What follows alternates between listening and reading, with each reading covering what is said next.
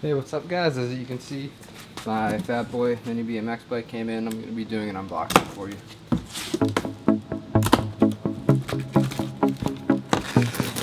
So it looks like the bike is pretty much mostly assembled already. Looks like the handlebars just need put on, and that's really probably about it. And then in this separate little box, I got some zip ties.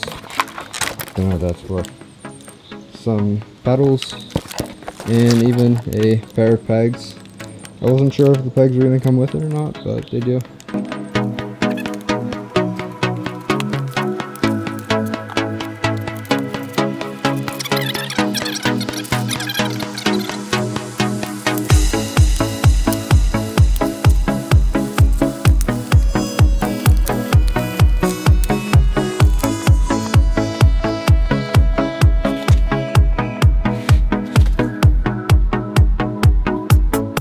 Take my fixed gear off.